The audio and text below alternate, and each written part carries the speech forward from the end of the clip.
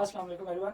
आप लोगों के क्यूएन के एग्ज़ाम्स जो होने जा रहे हैं उनके अंदर आप लोगों को पता है कि एमसीक्यू बेस्ड एग्ज़ाम्स होंगे। तो बहुत सारी ऐसी चीज़ें हैं जो कि एमसीक्यू एग्ज़ाम्स के अंदर आपने जहन में रखनी होती हैं। मेजॉरिटी स्टूडेंट्स अपनी ज़िंदगी में पहली दफ़ा एमसीक्यू बेस्ड एग्ज़ाम दे रहे होते हैं और उनको लग रहा होता है कि ये बड़ा डिफ़िकल्ट काम है। हालांकि मेरे ख्याल से ये सबसे ईजी मोड ऑफ टेस्टिंग है जिसमें आप बहुत अच्छे तरीके से क्वेश्चन का आंसर्स दे सकते हैं और इवन इसमें आपके पास ऑप्शन है कि आप 100% मार्क्स भी सिक्योर कर सकते हैं। तो बहुत सारी ऐसी चीज़ें हैं जो जहन में रखनी चाहिए क्वेश्चन को सॉल्व करते हुए। कुछ ऐसी बातें हैं जिनको अगर आप फॉलो करें तो आप ज़्यादा अच्छा जो है वो पेपर सॉल्व कर सकते हैं। ये तमाम चीज़ें, ये तमाम बातें मैं वक्तन फ़वक्तन अपनी क्लास में बताता रहता हूँ, लेकिन इसको एक पूरे एक मुनज़्ज़म प्रेजेंटेशन के तौर पे, एक मुनज़्ज़म लेक्चर के तौर पे अब मैं आप लोगों के सामने प्रेजेंट करने जा रहा हूँ। तो इसका जो मकसद है वो ये है कि हम एमसीक्यू बेस्ड क्वेश्चंस के अंदर से जो उसकी फ़िलासफ़ी है उसको आइडेंटिफाई करें और ये देखें कि कैसे हम उसमें अच्छा स्कोर कर सकते हैं। तो जनाब शुरू करते हैं। जो सबसे इम्पॉर्टेंट बात है वो ये है कि जो एमसीक्यू बेस्ड एग्ज़ाम्स हैं ये बहुत ही ईजी हैं क्योंकि इसमें क्वेश्चन भी आपके सामने है, इसमें ऑप्शंस भी आपके सामने हैं। क्वेश्चन है, उसके नीचे 4 ऑप्शंस लिखी हैं जिसमें से एक ऑप्शन ठीक है, तो जनाब सवाल भी बता दिया, जवाब भी बता दिया और अब आपको सिंपली ये कहा है कि 3 जो गलत आंसर्स हैं उनको आइडेंटिफाई करना है। ठीक है जी। तो जब आप ये क्वेश्चन सॉल्व कर रहे होते हैं और आप कोई गलती करते हैं, आप किसी क्वेश्चन को गलत सॉल्व करते हैं, तो इसके दो मतलब होते हैं। पहली बात तो ये कि आपको जो सवाल पूछा गया आपको उसका आंसर नहीं आता। दूसरी चीज़ ये कि जो आपने आंसर टिक किया है आपको यही नहीं पता कि इसका सवाल क्या है। क्वेश्चन जो है उसका आंसर आपके सामने दिया होता है जिसे कहते हैं, लेकिन उसकी जो दोस्ती है, जो उसकी संगत है वो ख़राब होती है। उसके साथ 3 गलत दोस्त घूम रहे होते हैं, तो उसको आपने क्या करना है कि आपने उसको निकालना है, अलग करना है और उसके 3 गलत दोस्तों को क्रॉस कर देना है। ठीक है जी। तो this is the convention of MCQs कि आपने करेक्ट आंसर आइडेंटिफाई करना है। आंसर आपके नज़रों के सामने दिया हुआ है और आपने सिर्फ उसको 3 गलत चीज़ों से जो है ना वो 3 गलत आंसर से अलग करना है। अच्छा, जब आपने एमसीक्यूज को आइडेंटिफाई करना है तो मेरे ख्याल से एमसीक्यू बेस्ड पेपर को सॉल्व करने के लिए आपको 2 चीज़ें चाहिए होती हैं। एक तो आपको चाहिए जनाब नॉलेज बेस। नॉलेज बेस क्या होती है कि एक क्वेश्चन आपके सामने एक टॉपिक पढ़ाया जाता है और आप उस टॉपिक का फॉर्मूला याद करते हो, आप उसकी बात को समझने की कोशिश करते हो, आप उसकी एप्लीकेशन समझते हो, आप थ्योरी समझते हो, प्रैक्टिस समझते हो। तो ये आपकी नॉलेज बेस है जिसे आप इंक्रीज कर रहे हो। तो जब आप अपनी नॉलेज बेस को इंक्रीज कर रहे हो तो आप अपने माइंड के अंदर नई चीज़ें डाल रहे हो। तो आपको एक चीज़ पता है और वो इस वजह से पता है कि वो आपकी नॉलेज बेस में है। अच्छा, एक और चीज़ होती है जिसे हम कहते हैं कॉमन सेंस। कॉमन सेंस या जो लॉजिक है ये भी ज़रूरी होती है, ये भी आपकी एग्जाम में चेक हो रही होती है। इसका क्या मतलब है? इसका मतलब ये है कि कभी कभार एग्जामिनर आपको एक ऐसा सवाल पूछता है जो उस टॉपिक में से आया होता है, जो आपको पता है, आपको सवाल का जवाब भी पता है, लेकिन वो क्वेश्चन को ऐसे मोल्ड करता है, क्वेश्चन के अंदर से ऐसे आपसे पूछता है कि आपको समझ नहीं आती कि उसने क्या पूछा था और आप गलत आंसर को टिक कर देते हो। तो ये जो होता है इसे मैं कहता हूँ कि आपकी कॉमन सेंस जो है उसने डॉज कर दी है। तो ना सिर्फ आपको अपनी नॉलेज बेस इंक्रीज करनी है बल्कि आपको अपनी कॉमन सेंस, अपनी लॉजिकबिलिटी कि आप किस तरीके से लॉजिक को आइडेंटिफाई करते हो, उसको भी समझना जरूरी है। बहुत सारी जगहों पे क्वेश्चन ऐसे होंगे जिनमें कुछ वर्ड्स आप स्किप कर देते हो तो उस क्वेश्चन का जो मीनिंग है वो ऑल टुगेदर चेंज हो जाता है। तो ना सिर्फ आपने नॉलेज बेस को अपनी को आइडेंटिफाई करना है, नॉलेज बेस को बेहतर करना है, बल्कि इसके साथ साथ आपने अपनी जो कॉमन सेंस है उसको भी जगाना है, उसको भी जगा के रखना है कि भाई अब एक मुश्किल काम आने वाला है, सीए का एग्जाम आ रहा है और एग्जाम के अंदर एमसीक्यू बेस्ड पेपर है, तो कॉमन सेंस भी चाहिए आपको, नॉलेज बेस भी चाहिए। इन दोनों को मिला के आप अपने जो है ना एमसीक्यू बेस्ड एग्जाम को कर सकते हो। तो एमसीक्यू बेस्ड एग्जाम की तरफ बढ़ते हैं। पहली चीज़ जो आईकैप ने बताई है वो ये है कि तमाम क्वेश्चन जो है वो कंपलसरी है। इसका मतलब ये है कि आपको 70 सवाल आएंगे और वो 70 के 70 आपने सॉल्व करने होंगे। एमसीक्यू बेस्ड क्वेश्चंस के अंदर आपके पास ऑप्शन कम होती है। मैंने कभी नहीं देखा कोई ऐसा एमसीक्यू बेस्ड क्वेश्चन पेपर जिसमें आपके पास ऑप्शन हो कि अच्छा ये सवाल कर लें, नहीं तो ये सवाल कर लें। ठीक है जी। तो there are no option in MCQ question के जी। चलें 15 सवाल है तो उसमें से आप 10 कर लें। हाँ, क्वेश्चन के अंदर ऑप्शन होती हैं, वो उन ऑप्शन में डेफिनेटली बात नहीं कर रहा। पासिंग रेशो जो है वो 50% है। इसका मतलब ये है कि आप आधे सवाल गलत सॉल्व करके भी पास हो सकते हैं, जो कि एक बहुत बड़ी आपके पास एक फैसिलिटी है, जिसे समझ लें कि एक बहुत बड़ी रिलैक्सेशन है। फैसिलिटी तो नहीं है, ज़रूरी नहीं है कि आप उस फैसिलिटी को यूज़ करें, लेकिन मैं सिर्फ ये बताना चाहता हूँ कि ये एक ऐसी चीज़ है कि जिसके बाद क्यूएम का पेपर फेल करना एक बड़ी हैरानकुन बात होगी कि आपने सिर्फ आधा पेपर साफ पास करके जो है वो आप अपने जो है ना वो आगे जा सकते हो। 50% इज़ द रिजल्ट। तो फिर उसके बाद क्या होता है, कोई नेगेटिव मार्किंग नहीं है। जो लोग एमडी कैट ई कैट वगैरह करके आए हैं उनको थोड़ा बहुत अंदाजा होगा कि कभी कभार नेगेटिव मार्किंग भी होती है कि एक क्वेश्चन के 4 नंबर्स हैं और अगर आप उस क्वेश्चन को गलत सॉल्व करेंगे तो उसका 1 नंबर है। तो फिर लोगों के माइंड में आता है कि जी अच्छा, गलत सॉल्व नहीं करना, पढ़ाया ये जाता है कि गलत क्वेश्चन को सॉल्व नहीं करना, आता है तो ठीक है, नहीं आता तो उसको खाली छोड़ दें। ऐसी बात यहाँ पे बिल्कुल कोई भी नहीं है। आपने कोई नेगेटिव मार्किंग नहीं है, और जब नेगेटिव मार्किंग नहीं है तो फिर आप थोड़ा ईजी होते हैं, आपको मार्क्स लूज करने का खतरा नहीं होता। अगली चीज़ ये है कि आप क्वेश्चन को किसी भी सीक्वेंस में अटेम्प्ट कर सकते हैं, और ये चीज़ है कि one and only one option is right and can be selected. ये दिखने में तो बहुत ईजी सी बात लग रही है कि अच्छा हाँ, 4 में से एक ऑप्शन ठीक होगी, लेकिन ये इतनी इंपॉर्टेंट बात है कि हम इसकी बेसिस के ऊपर बहुत सारी जो लॉजिक्स हैं उनको डेवलप कर सकते हैं, जो भी हम आगे इंशाल्लाह सेशन में देखेंगे। तो जनाब ये बहुत इंपॉर्टेंट बात है कि एक और सिर्फ एक ऑप्शन ही करेक्ट होगी, और सिर्फ एक ऑप्शन को ही आप सेलेक्ट कर सकते हैं। आगे चलते हैं जनाब अपनी जो नेक्स्ट पार्ट है उसकी तरफ, कि क्यूएम का एग्जाम जो आपका आएगा, आपने जब उसको सॉल्व करना है तो आपने किस ऑर्डर में सॉल्व करना है। देखिए, आपके पास 70 सवाल हैं, आपके पास 3 घंटे हैं। 70 सवाल में से 50 सवाल 1 नंबर के हैं, 10 सवाल 2 नंबर के हैं, 10 सवाल 3 नंबर के हैं। 3 घंटों में यानी कि 180 मिनट्स में आपने उसको सॉल्व करना है। तो आपके पास पर मार्क 108 सेकेंड्स है, ठीक है जी। 108 सेकंड के अंदर आपने 1 नंबर वाला सवाल सॉल्व करके आगे मूव करना है। ये दिखने में तो शायद थोड़ा टाइम लग रहा है क्योंकि ये सेकंड्स में डिवाइड है, लेकिन अगर हम इसको मिनट्स की बात करें तो 1 मिनट एंड 48 सेकंड है आपके पास, जो कि एक बड़ा रीजनेबल टाइम है जिसमें आप क्वेश्चंस को सॉल्व कर सकते हो, ठीक है जी। लेकिन कभी कभार ऐसे भी होगा कि अगर आपकी प्रिपरेशन ठीक नहीं होगी, अगर आपने गलत सवाल को चूज कर लिया और आपने सोचा कि यार ये सवाल तो मैंने करके ही आगे जाना है, और इस तरह की बहुत सारी गलतियां जब आप करते हैं तो बहुत सारे बच्चों का एग्जाम इस 3 घंटे में पूरा नहीं हो सकता। तो फिर जो तमाम चीज़ें उनको ज़हन में रखते हुए एक ऑर्डर मैं आप लोगों के साथ शेयर कर रहा हूँ। वो ऑर्डर ये है कि आपने सबसे पहले 1 नंबर वाले सवाल डिस्कस करने हैं, सॉल्व करने हैं। आपको पता है कि 50 नंबर के 50 सवाल होते हैं जो 1 नंबर के सवाल होते हैं, जिससे हमारे 50 नंबर बनते हैं पेपर के। फिर उसके बाद 10 सवाल ऐसे होते हैं जो 2 नंबर के होते हैं, तो उससे हमारे 20 नंबर जो है वो पेपर के कवर होते हैं। और फिर उसके बाद 10 सवाल ऐसे हैं जो 3 नंबर के होते हैं, तो उसके साथ 30 नंबर जो है वो कवर होते हैं। तो इस तरीके से आप 100 नंबर्स और 70 सवाल जो है वो कवर कर पाते हैं। तो आपने करना ही है कि आपने शुरू करना है सबसे पहले उस एरिया से जो कि आपको क्विकली जो है वो मार्क्स दिला सकता है। आपने क्या करना है, सबसे पहला क्वेश्चन ओपन करना है। अगर आप आईकेएफ के न्यू इंटरफेस की बात करें तो आईकेएफ के न्यू इंटरफेस में जो सबसे पहला पेज है वो इंस्ट्रक्शंस का है। मैंने आपको सजेस्ट किया कि आप उन इंस्ट्रक्शंस को एक दफ़ा पढ़ लें एग्जाम में जाने से पहले। जो दूसरा पेज है वो टेबल्स का है, और फिर पेज नंबर 3 से क्वेश्चन स्टार्ट होते हैं। तो 3 से लेकर 52 तक 1 नंबर के सवाल आपके पास आते हैं। अगर तो आपने कोई एरिया छोड़ा हुआ है या आपके किसी एरिया की प्रिपरेशन ठीक से नहीं हुई है, तो आपने उसको पहले माइंड में रख लेना कि यार ये एरिया मेरा ठीक से तैयार नहीं है, और ये बहुत गलत बात है। लेकिन फर्ज करें कि अनफॉर्चुनेटली आप कोई एरिया कवर नहीं कर सके, तो फिर आपने उस एरिया को पहले से अपने माइंड में मार्क कर लेना है कि ये एरिया मुझे नहीं आता है, और इस एरिया के ऊपर आपने अपना स्वीट टाइम नहीं लगाना। अच्छा, एक बड़ा मजे का वर्ड मैंने अभी बोला, स्वीट टाइम।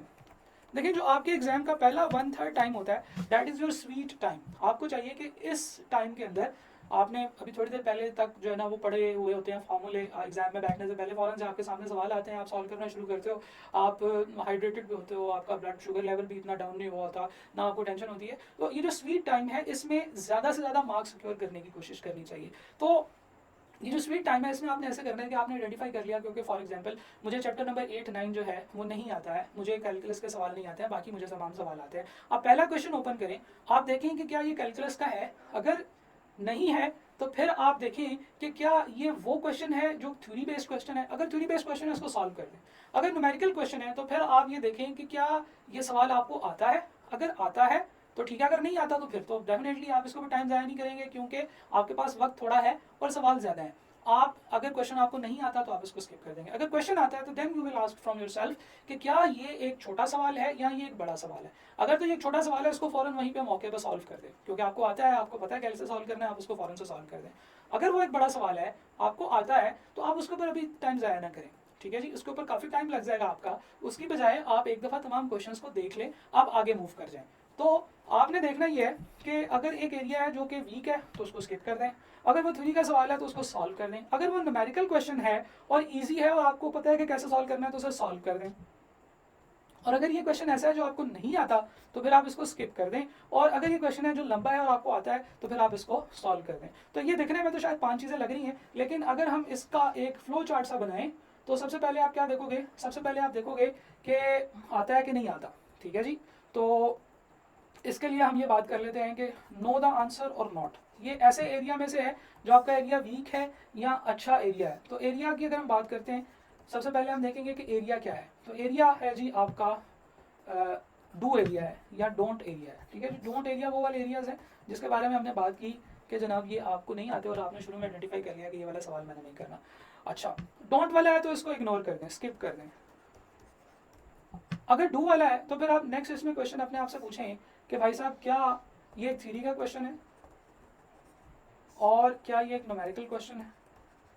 अगर वो थ्योरी का क्वेश्चन है तो फिर इसे फौरन से सॉल्व कर दें, यानी कि इसका आंसर टिक कर दें। अगर ये न्यूमेरिकल क्वेश्चन है तो फिर आप अपने आप से ये पूछें कि क्या ये आपको आता है। ठीक है जी, if you can solve it and if you can't solve it, आप सॉल्व कर सकते हैं या नहीं कर सकते।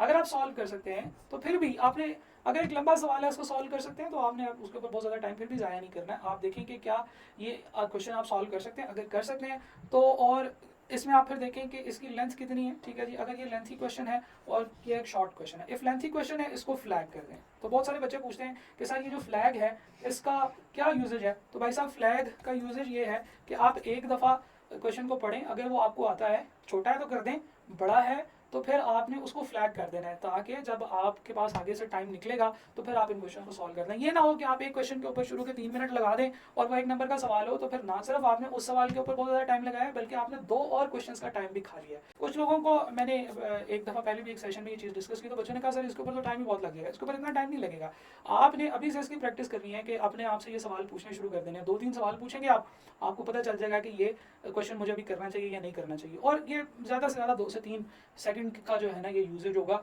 अब जैसे जैसे आप आगे जाते जाएंगे फ्लैग के अंदर वो वाले सवाल आते जाएंगे जो आपको आते हैं लेकिन वो लेंथी हैं, सही है। और फिर आगे जाके आप फ्लैग वाले क्वेश्चंस को फिर बाद में एंड पे सॉल्व कर लेंगे, जैसे नीचे स्टेप में भी मैंने डिस्कस किया हुआ है। तो 1 से लेकर 50 तक, यानी कि पहले 50 सवाल जो 1 नंबर के हैं उनको सॉल्व करने की आपकी अप्रोच ये होनी चाहिए। ठीक है, उसमें जो सवाल नहीं आता, जो एरिया नहीं आता, उसके ऊपर 1 सेकंड भी ज़ाया करना गुनाह होगा। ठीक है जी, आगे चलते हैं। जब आपने वो कर लिए तो फिर आपने लास्ट वाले जो 10 क्वेश्चन हैं जो 3-3 नंबर के हैं वो सॉल्व करने हैं। देखें, आपने 3 से लेकर 52 तक किए और फिर उसके बाद 52 से जो 62 है, 53 से जो 62 तक सवाल हैं वो आपने अभी तीसरे स्टेप में सॉल्व करने हैं। फौरन से आप 3 नंबर वाले सवालों पे जंप हुए, आपने काफ़ी सारे सवाल देख लिए हैं अभी तक, गिने के 50 सवाल देख लिए हैं और अब आप इस वक्त जो है ना वो 3-3 नंबर वाले सवाल, अब ये वो सवाल है जिनके ऊपर अब आपने थोड़ा ठहर के जो है ना वो उसके ऊपर काम कर रहे हैं। अच्छा, इसकी एग्जांपल आप ऐसे सोच सकते हैं जैसे फॉर एग्जांपल आप एक 50 ओवर्स का जो मैच है, वनडे मैच है, उसमें किस तरीके से जो है वो आप बॉलिंग कराते हैं। पहले आप शुरू में जो है ना वो आप फास्ट बॉलर्स को लगाते हैं। फास्ट बॉलर्स क्या करते हैं, वो स्पीड से गेंद कराते हैं, यानी कि फुल स्पीड से जो है ना वो विकेटें लेने की कोशिश करते हैं।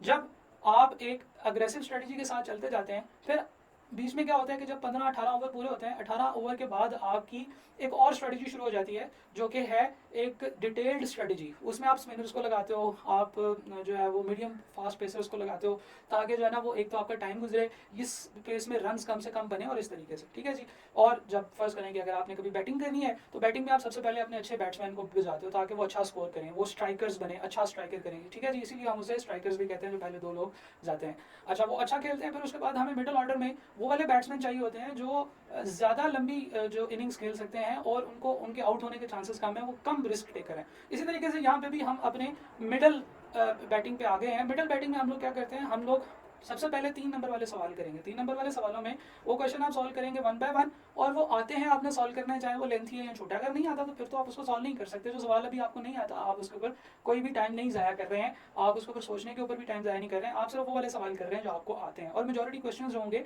वो आपको डेफिनेटली आते ही होंगे क्योंकि आपने पढ़ा हुआ है। अच्छा जी, उसके बाद आपने क्या करना है, स्टेप नंबर 3 में 2 नंबर वाले सवालों को शुरू कर देना जो 53 से 62 तक है। और इसमें भी वही अप्रोच आपकी होनी चाहिए कि 2 नंबर वाले सवाल आपने सारे सॉल्व करने हैं, अगर आपको आते हैं, जो नहीं आते वो आपने वैसे छोड़ देने हैं। जब आपने ये सवाल यहाँ तक स्टेप नंबर 3 तक कर लिया है तो इसका मतलब ये है कि आपने पहले 50 सवालों में से जो सवाल आपको आते थे वो आपने कर दिए, जो आते थे और लेंथी थे आपने अपना टाइम बचाने के लिए उनको फ्लैग किया हुआ है और वो भी आपको आते हैं, आपने करने हैं। 3 नंबर वाले सारे सवाल आप कर चुके हैं और 2 नंबर वाले भी सारे सवाल आप कर चुके हैं जो आपको आते हैं।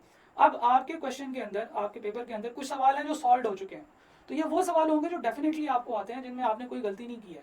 वो अच्छे नंबर्स अगर होंगे तो आपको मोटिवेशन मिलेगी। फिर इसमें कुछ ऐसे सवाल हैं जो फ्लैग हुए हैं, ये वो 1 नंबर वाले सवाल हैं जो आपको आते हैं और आपने अभी उनको करना है। अब आपने एक एक करके अपने फ्लैग वाले क्वेश्चंस को सॉल्व करना शुरू कर देना। This is your step number 4।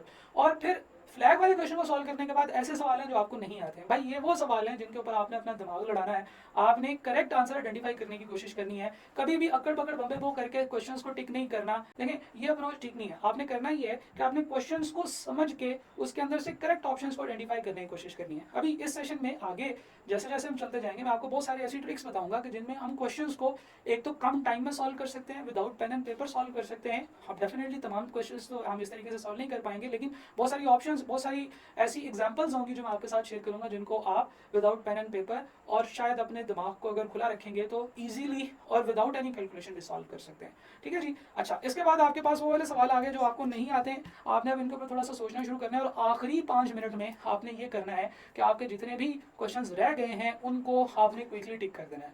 तो सबसे बड़ा गुनाह ये होगा कि अगर आपने एग्जाम के अंदर अपने कुछ क्वेश्चंस ऐसे हैं जिनको आपने सॉल्व नहीं किया, जहाँ अनअटेम्प्टेड क्वेश्चंस रह गए हैं, तो आखिरी 3-5 मिनट के अंदर अगर आपके जितने भी क्वेश्चंस रहते हैं आपने उनको मैनुअली टिक जरूर कर देना है, क्योंकि हर ऑप्शन के ठीक होने के चांसेस 25% हैं and there are very good chances कि अगर आपके 10 क्वेश्चंस ऐसे हैं जो आपको नहीं आते और आप उनको जो है वो टिक कर देते हो एंड पे जाके, तो फिर उसमें से भी 1-2 नंबर आपको मिल जाएंगे। तो this should be the order जिस ऑर्डर के थ्रू आपने अपना MCQ एग्जाम QM का देना है। अब हम कुछ और चीज़ें डिस्कस करते हैं जनाब कि MCQ बेस्ड एग्जाम जो QM का है, इसमें जो ICAP ने नया इंटरफेस बनाया है, उस इंटरफेस के अंदर मैंने उसको देखा, हमने कुछ इसमें से ऑब्जर्वेशंस निकाली हैं। पहली ऑब्जर्वेशन उसके अंदर ये है कि जितने भी क्वेश्चंस हैं वो चैप्टर के ऑर्डर्स में आते हैं। जैसे आप ओपन करेंगे तो आपको सबसे पहला क्वेश्चन जो है वो चैप्टर नंबर 2 का नजर आएगा, फिर उसके बाद चैप्टर 1, 2, 3, 4 के क्वेश्चन जो है ना वो अल्टरनेटिवली आपको नजर आ रहे हैं। शुरू में वो वाले एरियाज हैं जो एरियाज आपके मतलब सिलेबस एरिया में चैप्टर नंबर 1, 2, 3, 4 और 7 एक एरिया है, फिर फाइनेंस का एरिया है, कैलकुलस का एरिया है, मैट्रिसेस है, basic math stat, basic stat है, फिर उसके बाद इंडेक्स नंबर है, फिर उसके बाद आपका रिग्रेशन एनालिसिस है, फिर प्रोबेबिलिटी और एंड पे हाइपोथेसिस टेस्टिंग वगैरह। तो क्वेश्चंस भी इसी तरतीब से आ रहे होंगे जो 50 नंबर के आपके सवाल होंगे। और फिर उसके बाद जब आप 2 नंबर वाले 50 जो सवाल हैं एक नंबर के, वो करने के बाद जब आप 2 नंबर वाले सवालों की तरफ जाओगे तो वो भी इसी तरतीब से आ रहे हैं कि पहला जो सवाल है वो शायद पहले एरिया में से हो, दूसरा दूसरे एरिया में से, तीसरा तीसरे एरिया में से, और इस तरीके से आपके वो 10 सवाल पूरे होंगे। तो ये जो ऑर्डर है इससे हमें बड़ा फायदा होगा, क्योंकि हमने जब मैंने 8 रीजंस ऑफ फेलियर डिस्कस किया था तो मैंने ये बताया था कि बच्चे क्योंकि पूरे पेपर का टेस्ट नहीं देते, इतने बड़े सिलेबस का इकट्ठे टेस्ट नहीं देते, जिससे उनके दिमाग में एक चैप्टर से उठ के जब वो दूसरे चैप्टर का सवाल करते हैं तो उनके दिमाग में जो चीज़ें हैं वो अपडेट नहीं होती। ठीक है, अगर वो फाइनेंस का सवाल कर रहे थे और अगला उनको प्रोबेबिलिटी का क्वेश्चन आ गया तो वो प्रोबेबिलिटी का जो सारी चीज़ें फाइनेंस के फ़ौरन बाद उनके ज़हन में नहीं आती हैं। ठीक है जी। तो वो वाली चीज़ें आपको थोड़ी सी यहाँ पे इजी मिलेंगी कि पहले एक एरिया के सवाल हैं, फिर दूसरे के, फिर तीसरे के, एंड फिर उसके बाद so on and so fourth. तो ये जो पहली चीज़ है ये बड़ी मजे की ऑब्जर्वेशन है, ये बड़ी हेल्पफुल होगी। दूसरी चीज़, question of 1 mark will come first, then 2 marks and 3 marks. ये बात हम डिस्कस कर चुके हैं कि पहले जो 50 नंबर क्वेश्चन होते हैं वो 1 नंबर के होते हैं, अगले 10 2 नंबर के और अगले 10 3 नंबर के। फिर उसके बाद जो नेटिव कैलकुलेटर है, जो ICAP ने जो नया इंटरफेस बनाया है उसमें जो कैलकुलेटर है वो आपके लिए काफ़ी हेल्पफुल हो सकता है। 1-2 उसमें अच्छी कैलकुलेशन हैं जो कि आप वहाँ पे क्विकली कर सकते हैं।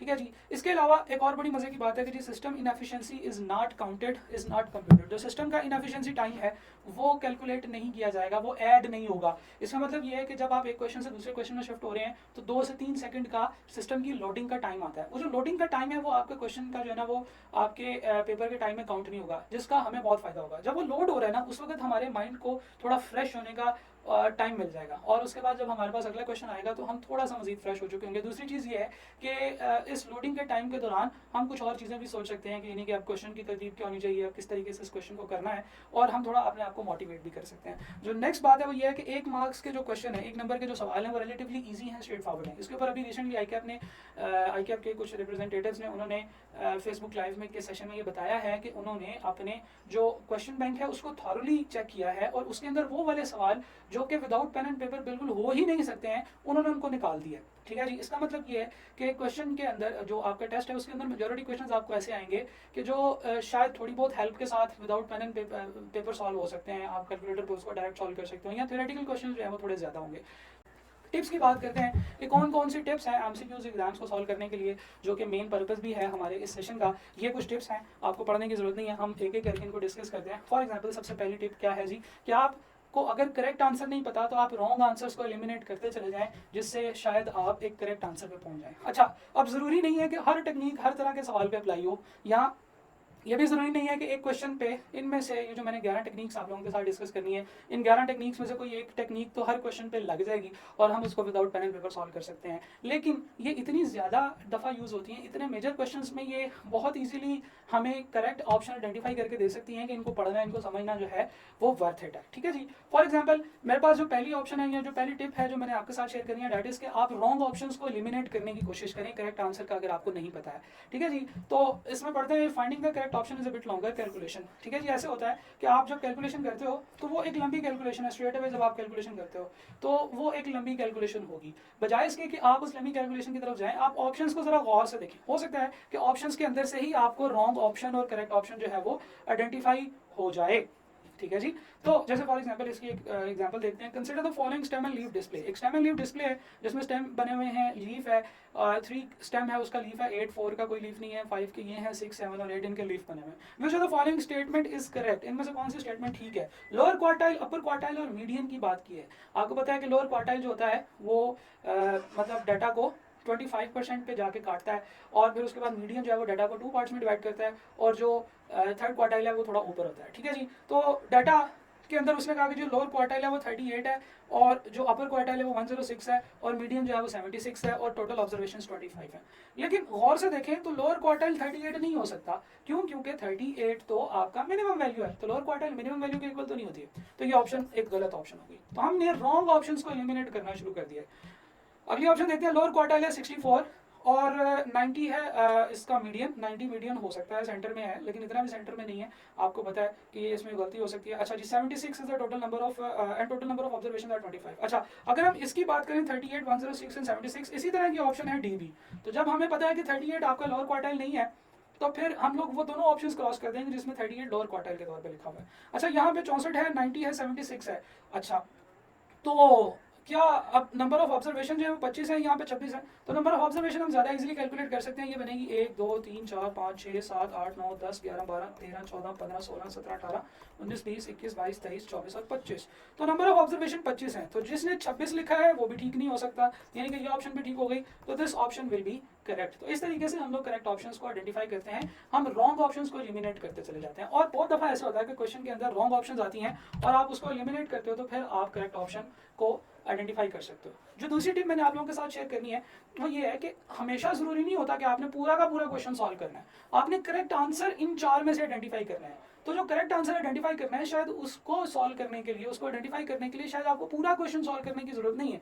जैसे इस एग्जाम्पल में मैंने बताया, एग्जाम्पल है ये आपकी जो आई के अपने क्वेश्चन बैंक शेयर किया हुआ है, इसके अंदर से क्वेश्चन है manufacturer produces 2 products P and Q, जिसमें जो है ना वो सेम डिपार्टमेंट ए और बी से दोनों प्रोडक्ट्स गुजरती हैं और इसके बाद इनका जो है ना वो ये लीनियर प्रोग्रामिंग का क्वेश्चन है जो शेयर किया हुआ था। Manufacturer wants to maximise the profit and with the given set of limitations, the objective function and all constraint of the following problem are. अच्छा, ऑब्जेक्टिव फंक्शन फाइंड करना है और कॉन्स्ट्रेंट्स फाइंड करना है।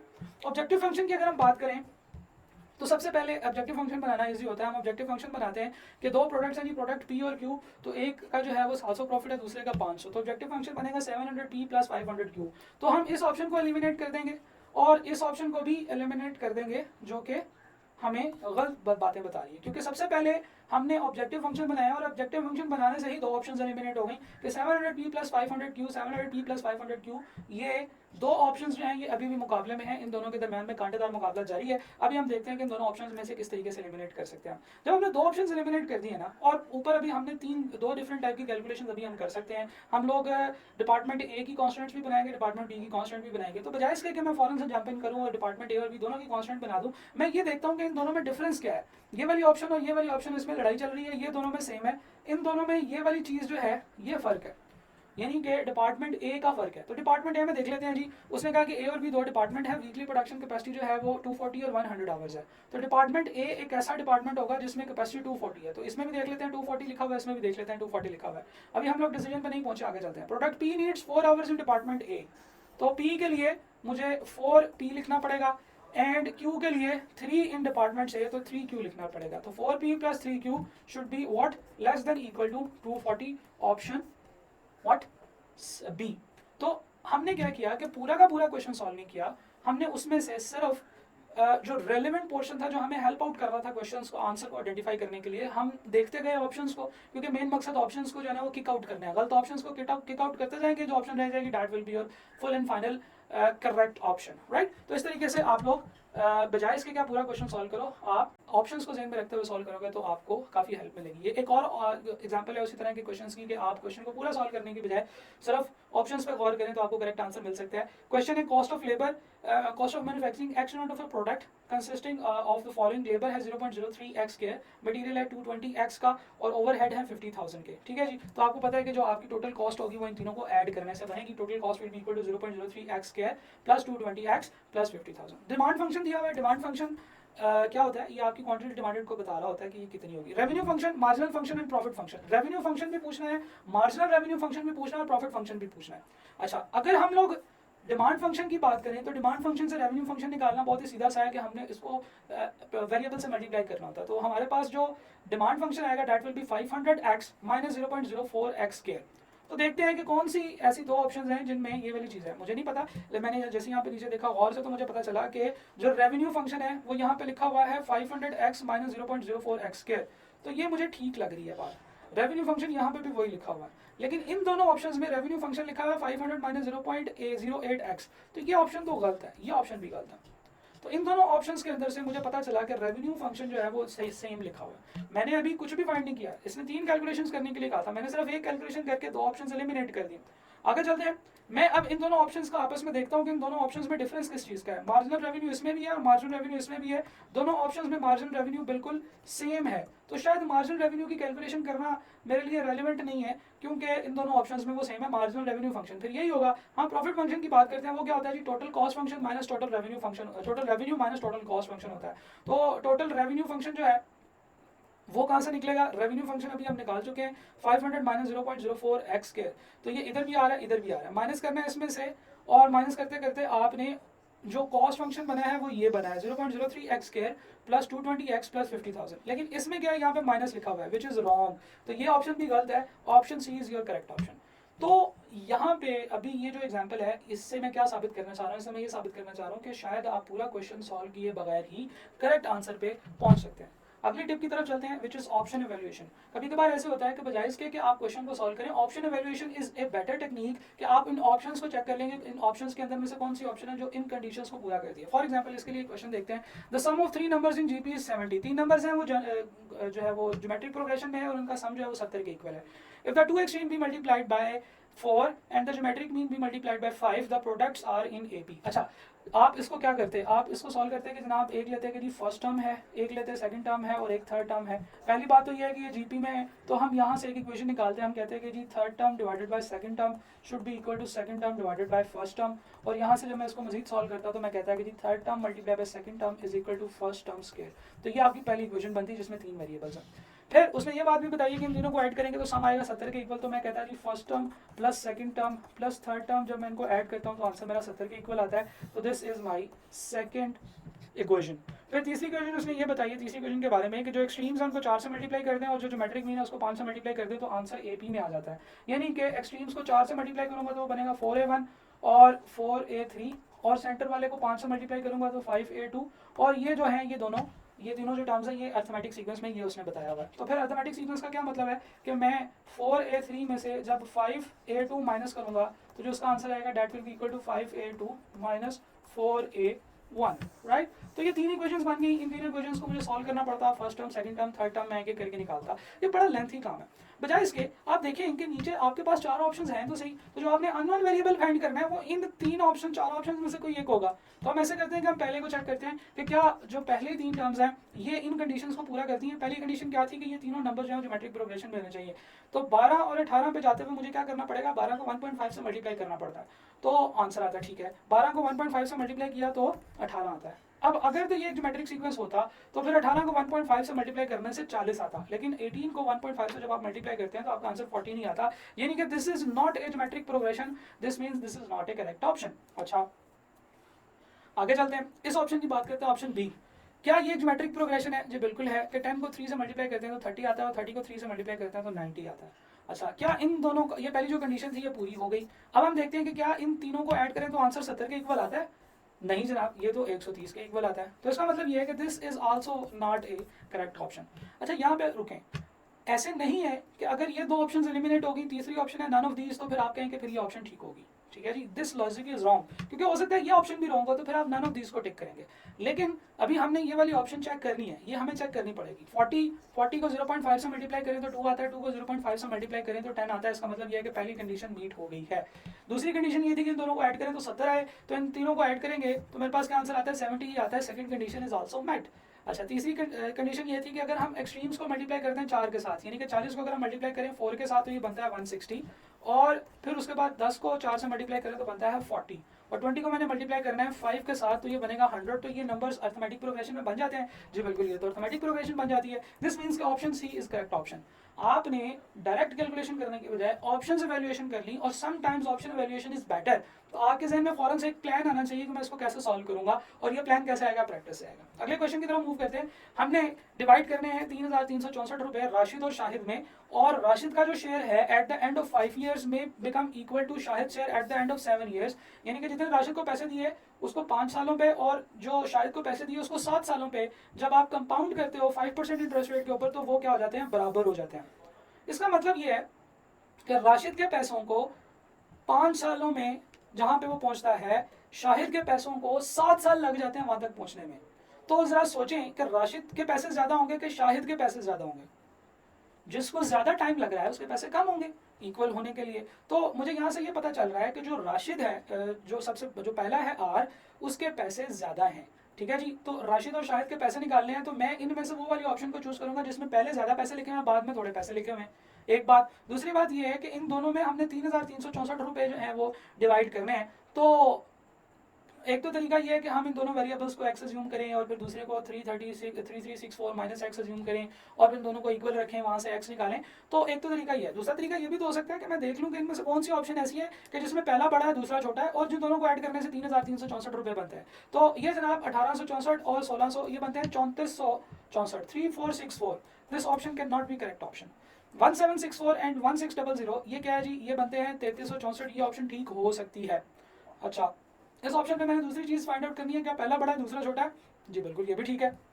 तो ये ऑप्शन भी ठीक नहीं हो सकती और ये ऑप्शन भी ठीक नहीं हो सकती, क्योंकि एक ऑप्शन ठीक हमें मिल गई है। यहाँ पे ना नन ऑफ दीज है ना ऑल ऑफ अबव है, इस तरह की कोई बात नहीं है। इसलिए हमें एक ऑप्शन बी मिल गई है जिसको हमने सॉल्व किया बगैर ही आइडेंटिफाई कर लिया कि ये इसका करेक्ट आंसर है। ठीक है जी, तो इस तरीके से हम ऑप्शंस को इवेल्युएट करते हुए जब आगे बढ़ेंगे तो शायद हम लोगों को क्वेश्चन को पूरा सॉल्व ना करना पड़े, और हम इसी तरीके से दिमाग लड़ा के जो है उसको सॉल्व कर सकते हैं। अच्छा, यहाँ पे मैं आप लोगों को ये बताता चलूँ कि आपने हमेशा टोटका ढूंढने की कोशिश नहीं करनी है, कि ये ना हो कि क्वेश्चन जो है उसके ऊपर उसको किस तरीके से सॉल्व करना है, किस तरीके से आपने ऑप्शंस को एलिमिनेट करना है, ये सोचते सोचते आप उसने टाइम से ज़्यादा टाइम लगाना जितने टाइम में वो इजीली सॉल्व हो सकता था।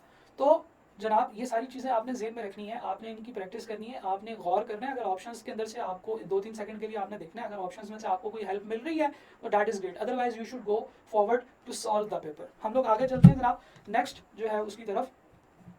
जो टिप नंबर 4 है दैट इज कि some words are important and they can change the requirement of question. कभी कभार क्वेश्चन के अंदर कुछ ऐसी चीजें आती हैं जो कि आपकी रिक्वायरमेंट को चेंज कर देती हैं। Some options are conflicting with each other, this will help in identifying the correct answer. कुछ ऑप्शंस एक दूसरे के साथ कन्फ्लिक्ट में होती हैं, जिससे होगा ये कि आपको करेक्ट आंसर पता चल जाएगा। जैसे for example, if cost of 4 chairs and 6 tables is 20,000 then cost of 5 chairs and 7 tables should be 19,000। अब देखें ये एक कन्फ्लिक्टिंग ऑप्शन है कि चेयर्स भी 4 से 5 हुई, टेबल भी 6 से 7 हुए, पैसे कम कैसे हो सकते हैं, ये ठीक ऑप्शन नहीं है। चेयर्स 3 हुई, टेबल्स 5 हो गए, ये दोनों कम हो गए, पैसे बढ़ गए, ये भी नहीं हो सकता। ठीक है जी। और फिर ये है कि cost of 2 chairs and 3 tables would be 10,000। मैंने आपको फिर बताया कि अगर चौथी ऑप्शन नन ऑफ अबव हो तो फिर आप स्ट्रेट अवे ये नहीं कह सकते कि ये ठीक है। हाँ, चौथी ऑप्शन में भी कोई और चीज़ लिखी होती कि जी cost of 3 chairs and 5 tables is this, तो फिर हम स्ट्रेट अवे इसको चेक करते हैं। ठीक है जी। और अगर नन ऑफ अबव लिखा हुआ है तो हो सकता है कि ये गलत हो, ये भी चेक करेंगे, ये भी चेक करेंगे। Cost of 2 chairs and 3 tables would be ₹10,000, यानी कि चेयर्स अगर हाफ हुई हैं और टेबल्स भी हाफ हुए हैं तो पैसे भी हाफ हो गए हैं। तो दिस मेक सेंस कि 4 को 2 पे डिवाइड किया तो 2 है, 3 है और 10,000 है। वही चीज़ उसने यहाँ पे लिखी हुई है, 2, 3 और 10,000। This option is correct option. तो ये ऑप्शंस कन्फ्लिक्टिंग हैं, अपने क्वेश्चन से ही कॉन्फ्लिक्ट कर रही हैं कि जिसमें उसने हमें एक स्टेटमेंट बताई है, और जारी बात है चीज़ें जब बढ़ेंगी तो उसके पैसे भी बढ़ेंगे। एक और क्वेश्चन की तरफ चलते हैं जी। Data extracted from a sales report regarding daily sales achieve by 2 sales representative Ali and Salman is as follows. Ali का मीन बताया हुआ है, स्टैंडर्ड डेविएशन बताई है, सलमान का मीन और सलमान का स्टैंडर्ड डेविएशन बताई है। उसने कहा है कि which sales representative is more consistent. Consistency के बारे में हमने क्या कहा था कि जब हम 2 लोगों की कंसिस्टेंसी को कंपेयर करते हैं तो हम लोग रिलेटिव मेजर ऑफ जो डिस्पर्शन है उसको लेते हैं। रिलेटिव मेजर ऑफ डिस्पर्शन के अंदर जो फॉर्मूला होता है वो होता है कोएफिशिएंट ऑफ वेरिएशन, CV का जो फॉर्मूला होता है हम वो यूज करते हैं। तो कोएफिशिएंट ऑफ वेरिएशन के अंदर उसने कहा कि कौन सा ज्यादा कंसिस्टेंट है, तो कंसिस्टेंसी कहाँ से आती है, जब कोएफिशिएंट ऑफ वेरिएशन का आंसर छोटा होता है। तो smaller the coefficient of variation more the person is consistent. तो उसने कहा कि ऑप्शन बी में देखें कि अली जो है ये ज्यादा है क्योंकि इसका कोएफिशिएंट ऑफ वेरिएशन हायर है। तो ये स्टेटमेंट गलत है, ये कंफ्लिक्टिंग स्टेटमेंट है, ये झूठ है, ये गलत है, ऐसे नहीं होता, इसको हम क्रॉस कर सकते हैं। इसी तरीके से सलमान, क्योंकि वो इसकी हायर कोएफिशिएंट ऑफ वेरिएशन है, तो कोएफिशिएंट ऑफ वेरिएशन हायर हो तो वो ज्यादा कंसिस्टेंट नहीं होता, ये ऑप्शन भी गलत है। अब हम इन दोनों की कोएफिशिएंट ऑफ वेरिएशन फाइंड करेंगे और फिर शायद इन दोनों में से हम किसी एक ऑप्शन को टिक कर सकते हैं। ठीक है जी। तो कुछ ऑप्शन जो होती हैं वो कंफ्लिक्टिंग होती हैं, एक दूसरे के साथ कॉन्फ्लिक्ट में होती हैं, और जब हम उनको एवेल्युएट करते हैं तो शायद हम फिर एक करेक्ट ऑप्शन पे, करेक्ट आंसर पे पहुंच सकते हैं। आगे चलते हैं जी। क्वेश्चन है, a manufacturer produces 1200 units of a product in first week. पहले वीक में 1200 यूनिट की प्रोडक्शन कर दी, एक वीक में कितनी प्रोडक्शन हो रही है, 1200 की। He wishes to plan his production and is considering the following options. Option number 1, increase production by 80 units each week.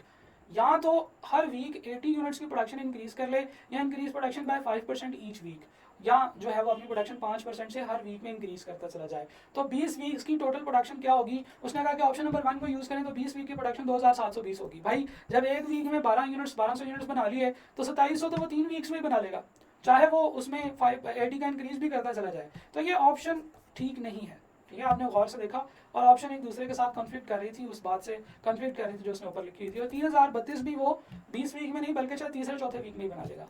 तो ये दोनों ऑप्शन हमने अब एलिमिनेट कर दिए, ये ऑप्शन गलत हैं, इनमें कन्फ्लिक्ट है as compare to the question, और क्वेश्चन जो है ऑप्शन जो है आपस में भी कन्फ्लिक्ट कर रहे हैं। तो फिर अब हमने क्या करना है कि हमने ये कैलकुलेशन करने की जरूरत ही नहीं है। अदरवाइज हम क्या करते हैं कि हम पहले ऑप्शन 1 से total number of units find out करते हैं, फिर ऑप्शन 2 से total number of units find करते हैं। अब हम सिर्फ ऑप्शन नंबर 2 से total number of units find करेंगे और फिर उसके बाद हम लोग यहाँ पे इसको सॉल्व कर लेंगे। तो इस थोड़ा सा दिमाग को खोल के देखने से हमें एक कैलकुलेशन की बचत होगी कि हमें वो कैलकुलेशन नहीं करनी पड़ी है। हम लोग नेक्स्ट मूव करते हैं जनाब। टिप नंबर 6 ये है कि कभी कभार ऐसे होता है कि कुछ क्वेश्चंस ऐसे होते हैं कि आपको आपकी जो प्री एग्जिस्टिंग नॉलेज बेस है उसको जहन में जब आप लेके आते हो तो वो आपको हेल्प आउट करता है वो क्वेश्चन या आइडेंटिफाई करने में कि करेक्ट आंसर कौन सा है। फॉर एग्जांपल एक क्वेश्चन देखते हैं जी, फंक्शन दिया हुआ है, एक क्वाड्रेटिक फंक्शन है, हमें पता है क्वाड्रेटिक फंक्शन या तो सीधा यू होता है या उल्टा यू होता है। इसने कहा है कि इसका मैक्सिमा और मिनिमा दोनों है, मैक्सिमा इस पॉइंट पे और मिनिमा इस पॉइंट पे, गलत है। क्वाड्रेटिक इक्वेशन का मैक्सिमा होता है या मिनिमा होता है। फिर दूसरी ऑप्शन में भी उसने मैक्सिमा मिनिमा की कहानी सुनाने की कोशिश की, हमने कहा नहीं भाई ये बात आपकी हम मानने को तैयार नहीं है। उसने कहा कि इसका कोई मिनिमा नहीं होता है लेकिन मैक्सिमा होता है। अच्छा ठीक है, हाँ सही है, ऐसी बात ठीक हो सकती है, एक चीज़ है एक नहीं है। और जो चौथी चीज़ है वो ये है कि एक मिनिमा है at x is equal to 1 but no, एक मैक्सिमा है एक्स इज इक्वल टू 1 के ऊपर मिनिमा नहीं है। तो क्वाड्रेटिक फंक्शन के अंदर एक्स स्क्वायर के साथ जो लिखा होता है हम उसके साइन को देखते हैं, अगर वो नेगेटिव हो तो हमने बात की कि उल्टा यू होता है, और उल्टा यू के केस में there is a maxima, minima नहीं होता। तो यहाँ से हमने विदाउट सॉल्विंग हमने ये आइडेंटिफाई कर लिया कि जनाब इसका करेक्ट आंसर ये है। इसी तरीके से एक और चीज़ करते हैं कि एक और क्वेश्चन करते हैं, which of the following statement of matrices is correct. Matrices से मतलब कौन सी बात ठीक है। यहाँ पे देखिए एक बड़ा मजे का वर्ड है ऑल ऑफ अबव। जब ये आ जाए तो फिर आपने इस चीज़ को जरूर कंसिडर करना है कि तीनों ऑप्शंस ठीक हो सकती हैं। जैसे for example matrix can consist of any number of rose and columns, ये बात ठीक है, सही है, क्योंकि मैट्रिक्स के अंदर कोई भी नंबर ऑफ रोज और कॉलम्स हो सकते हैं। हमने कुछ बेसिक्स पढ़े हैं, हमने 2/2 3/3 तक का पढ़ा, उससे बड़ा नहीं पढ़ा, लेकिन हो सकता है। ठीक है जी। The value of matrices are normally enclosed with brackets, ये बात भी ठीक है। और तीसरी इसमें सबसे एंड पे ऑप्शन लिखी हुई है ऑल ऑफ अबव। तो जब कभी ऑप्शन में ऑल ऑफ अबव आ जाए तो हमने पहली चीज को देखना है, पहली ऑप्शन ठीक है, दूसरी ठीक है, तो फिर तीसरी भी लाजमी तौर पर ठीक होगी। फिर हमें उसमें तीसरी को देखने की पढ़ने की भी जरूरत नहीं है। अब यहाँ पे चाइनीज में भी कुछ लिखा होता तो मैं कहता भाई ये इसने ठीक कहा हुआ है, क्यों, क्योंकि ऑल ऑफ अबव की बात हो रही है। तो फिर जो करेक्ट आंसर है that is your option number D, all of above. ठीक है जी। तो all of above, all of these जो है ये एक बड़ी मजे की ऑप्शन है। आप दुआ करें कि आपको क्वेश्चंस के अंदर ऑल ऑफ अबव आए, लेकिन नन ऑफ दीज ना आए। नन ऑफ दीज का मतलब ये होता है कि आपको फिर जो है ना वो कोई टोटका नहीं चलेगा, आपको जो है वो प्रॉपर कैलकुलेशन करनी पड़ेगी और चेक करना पड़ेगा। ठीक है जी। और वैसे भी नन ऑफ दीज जो है वो बहुत कम आता है क्वेश्चंस के अंदर, ऑल ऑफ दीज जो है वो ज्यादा क्वेश्चंस के अंदर आ रहा होता है। ठीक है जी। तो हमने इसकी लॉजिक बात कर ली कि कोई दो स्टेटमेंट भी ठीक हो गई और ऑल ऑफ दीज लिखा हुआ तो फिर वो तीसरी स्टेटमेंट ही ठीक होगी, ऑल ऑफ दीज वाली जो है। एक और क्वेश्चन है जी, which of the following statement is correct. इसमें भी ऑल ऑफ अबव है, तो हमने कोई से दो स्टेटमेंट को करेक्ट जो है वो प्रूफ करना है, तो फिर ये हमारा correct answer all of above होगा। पहला है जी, a bent in a curve where the curve changes from concave upward to concave downward and vice versa is called point of inflection. Yes this is correct, point of inflection होता है। The value of second derivative must be equal to 0 at point of second derivative. जी बिल्कुल, ये भी ठीक है, हम तो पॉइंट ऑफ इन्फ्लेक्शन फाइंड ही ऐसे करते हैं। तो इसका मतलब ये है कि option D is your correct option, right. हम लोग आगे चलते हैं जनाब। इसी तरीके के कुछ और क्वेश्चन है, विच of the following is the graphical presentation of A frequency distribution. Pie chart नहीं, पाई चार्ट में फ्रीक्वेंसी डिस्ट्रीब्यूशन ही होती है, फ्रीक्वेंसी पॉलीगॉन। यस अच्छा, अगर तो नीचे यहाँ पे बोथ बी एंड सी ना लिखा होता, कोई और तरह का चार्ट लिखा होता, तो फिर हम फ्रीक्वेंसी पॉलीगॉन को टिक करके घर को जाते हैं, बिकॉज वी आर 100% श्योर कि frequency polygon is the chart for frequency distribution. However एक ऑप्शन है जो कह रही है बी एंड सी बोथ, यानी कि फ्रीक्वेंसी पॉलीगॉन भी हो सकता है, हिस्टोग्राम भी हो सकता है। हिस्टोग्राम भी होता है ना जी, बिल्कुल हिस्टोग्राम होता है। तो फिर शायद हम इस ऑप्शन को टिक कर जाएंगे। तो बोथ ए एंड बी का मतलब ये है कि आपने ये भी चेक करना है, ये भी चेक करना है, और अगर ये दोनों ठीक है तो इन दोनों पे टिक नहीं लगाना, आपने यहाँ पे टिक लगाना है। लेकिन अगर बोथ ए एंड बी ना होता तो शायद आपको, अगर if you are sure about this, तो फिर आप इसको टिक करते उनको देखने की आपको जरूरत ही ना होती। ठीक है जी, क्योंकि एक क्वेश्चन में एक से ज्यादा ऑप्शन तो ठीक नहीं हो सकती ना, राइट। इसी तरीके से हम आगे चलते हैं। Which of the following statement about Spearman's coefficient of rank correlation is not correct. अब ये नॉट के वर्ड के ऊपर गौर से देखें, उसने वो चीज बताई है जो कि ठीक नहीं है, तो आपने यहाँ से वो चीज आइडेंटिफाई करनी है जो गलत है, जो रॉन्ग स्टेटमेंट है। योर रॉन्ग स्टेटमेंट, जो कि यहाँ पे रॉन्ग स्टेटमेंट लिखी है, that is actually your correct answer. ठीक है जी। तो इट कैन कोरिलेट टू और मोर data sets of the ranking of ranking, दो से ज्यादा डाटा सेट को भी जो है ये कर सकता है। नहीं, ये बात तो ठीक नहीं है। ठीक है, तो ये ऑप्शन रॉन्ग नहीं है, बल्कि ये ऑप्शन ठीक है। क्यों? क्योंकि आपने रॉन्ग आइडेंटिफाई करना है, तो ये रॉन्ग इज करेक्ट आंसर, तो दिस इज रॉन्ग। तो मैं इसको टिक करके आगे चला जाता, लेकिन यहाँ पे मुझे बहुत ए एंड बी नजर आया, तो अब मुझे बी को भी चेक करना पड़ेगा कि बी भी क्या एक गलत स्टेटमेंट है। It applies only when no ties exist, ये भी एक गलत स्टेटमेंट है, क्योंकि जब टाइज होती हैं फिर भी आप स्पेसमैन्स कोएफिशिएंट ऑफ रैंक कोरिलेशन जो है वो अप्लाई कर सकते हैं। तो this is your correct option. This means कि आप ऑप्शन बी को, ये सी को टिक करेंगे जो कहता है ए और बी ये दोनों ठीक है। तो इस तरीके से हमने लॉजिकली स्टेटमेंट के अंदर से लॉजिक निकालने की कोशिश की है, ये चीज़ आइडेंटिफाई करने की कोशिश की है कि क्या इनके दरमियान में कोई रिलेशनशिप ऐसा है जिसकी मदद से हम लोग ये आइडेंटिफाई कर सकें कि करेक्ट आंसर क्या है। हम लोग आगे चलते हैं जनाब। टिप नंबर 7, बहुत ज़रूरी है कि आप लोगों को अब ये पता हो कि किस तरीके से आप कैलकुलेटर को कहाँ कहाँ पे इस्तेमाल कर सकते हैं। इसके लिए मैंने खुद पर्सनली काफ़ी मेहनत की है, और मैंने बहुत सारे लेक्चर्स ऐसे बनाए हैं जिनमें मैं बच्चों को प्रॉपर कैलकुलेशन जो है वो करना सिखाता हूँ कैलकुलेटर के ऊपर।